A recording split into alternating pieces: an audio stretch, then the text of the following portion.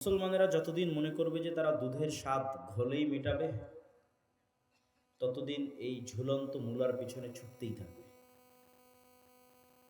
যেমন ইসলামিক ব্যাংকিংয়ের নামে দুধের স্বাদ ঘোলে মেটানো হচ্ছে, আর নিজের মনকে বুঝ দেওয়া হচ্ছে, হ্যাঁ আমি ইসলামী অর্থনীতির সাথে সম্পৃক্ত আছি।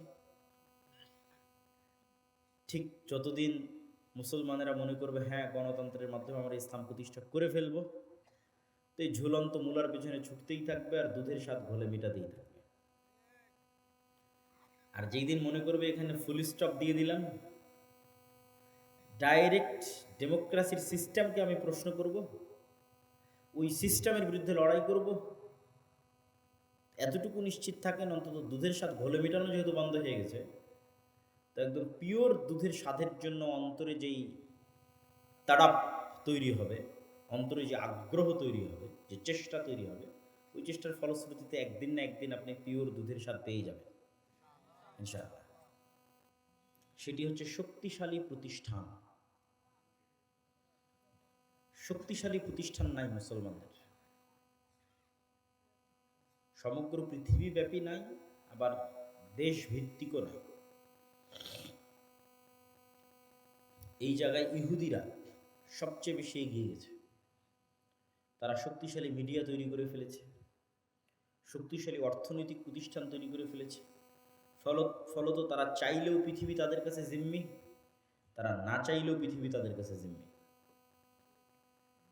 তো আপনি দেখবেন যে 5ই আগস্টে হাজার হাজার লক্ষ লক্ষ ভোটার পঙ্গপালের মতো আছে, রাস্তায় আছে। কিন্তু যখন রাষ্ট্রের সরকার গঠন হলো, তখন কাদের সরকার হলো? দেশে যাদের শক্তিশালী প্রতিষ্ঠান ছিল। যেমন বাংলাদেশের সবচেয়ে শক্তিশালী একটা প্রতিষ্ঠান হচ্ছে আর্মি, তাহলে আর্মির সরকার হলো। বাংলাদেশের সবচেয়ে শক্তিশালী একটা প্রতিষ্ঠান হচ্ছে ব্র্যাক, বছরে 12,000 কোটি টাকার লেনদেন হয়।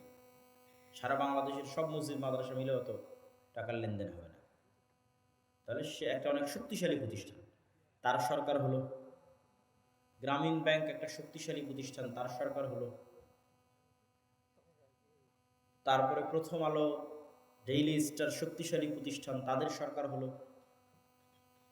যখনই মূল সরকার সরে যায়, তখন ওই দেশে যাদের শক্তিশালী প্রতিষ্ঠান থাকে তারা অটোমেটিক ক্ষমতায় চলে যায়।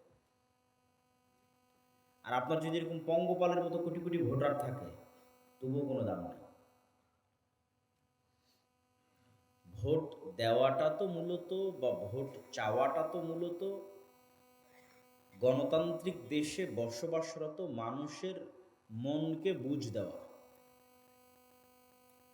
মানে আপনাকে বুঝ দেওয়া যে হ্যাঁ তুমি দেশের শাসক আছো, বাহ এই দেশ তুমি চালাচ্ছ, কিন্তু আসলে বাস্তবে আপনি কিছু না।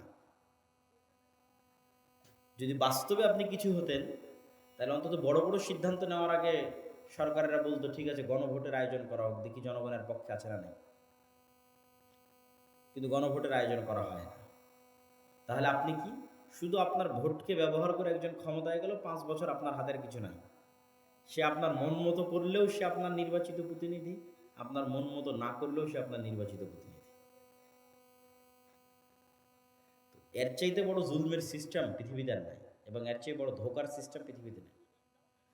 এইটা যত বড় ধোকার সিস্টেম, যত সহজে মানুষকে এখানে ধোকা দেওয়া যায়।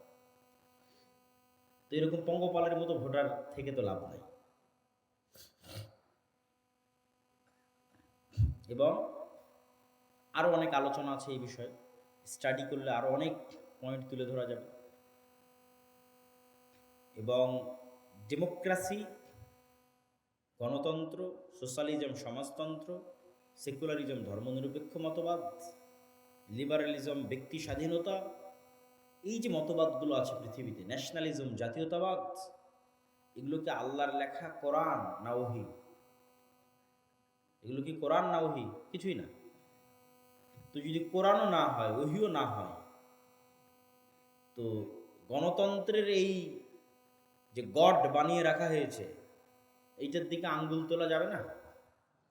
যাবে না? যাবে না? যাবে।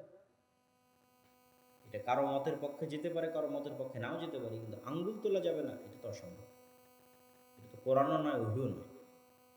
সুতরাং ডেমোক্রেসি নিজেই ইটসেলফ যে একটা ইনজাস্টিস, এটা মানুষ আঙ্গুল উঠাইতেই পারে, এটা নিয়ে গবেষণা স্টাডি হতেই পারে। সম্মানিত উপস্থিতি, মুসলমানেরা যতদিন মনে করবে যে তারা দুধের স্বাদ ঘোলেই মেটাবে, ততদিন এই ঝুলন্ত মূলার পিছনে ছুটতেই থাকবে।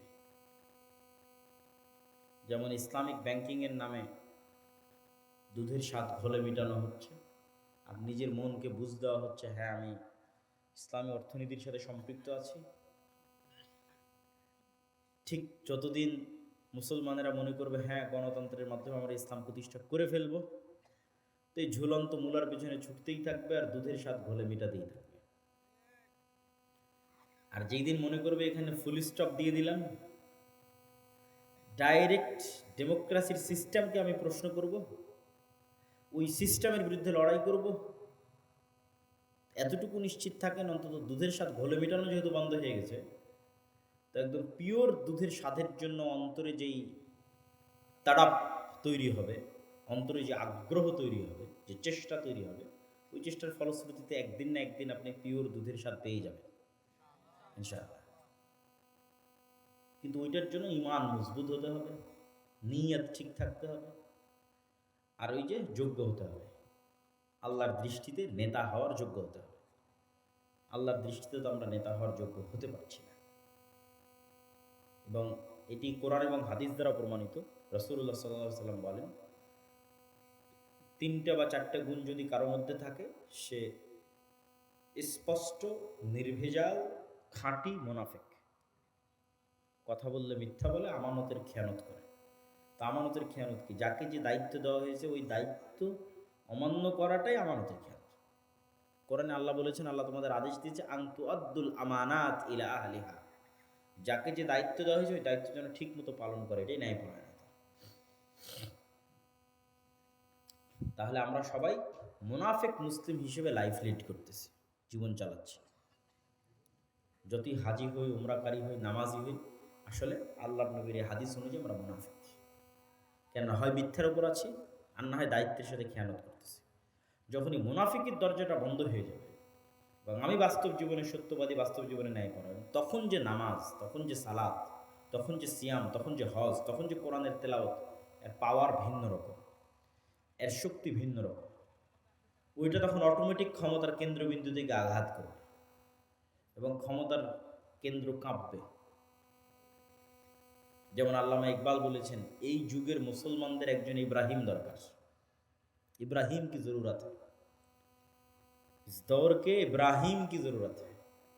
এই যুগের ইব্রাহিমের প্রয়োজন, যারা আল্লাহর প্রতি আস্থা, অগাধ বিশ্বাস এত মজবুত হবে, ব্যক্তিগত, সমাজে, পরিবারে ন্যায়পরায়ণ এবং সত্যবাদী হবে, আল্লাহর বিধানের জন্য যে কোনো পরীক্ষা দিতে প্রস্তুত থাকবে, ক্ষমতার কেন্দ্রবিন্দুতে আঘাত করবে, এরকম একজন ইব্রাহিমের দরকার। সম্মানিত উপস্থিতি, আমি আমার বক্তব্য দীর্ঘায়িত করতে চাই না, আমি আমার বক্তব্য শেষ করে দিচ্ছি। আপনারা অবশ্যই মাসিক আল ইতিসাম, যে প্রতি মাসে প্রকাশিত হয়, সেটির সাথে সম্পৃক্ত থাকবেন।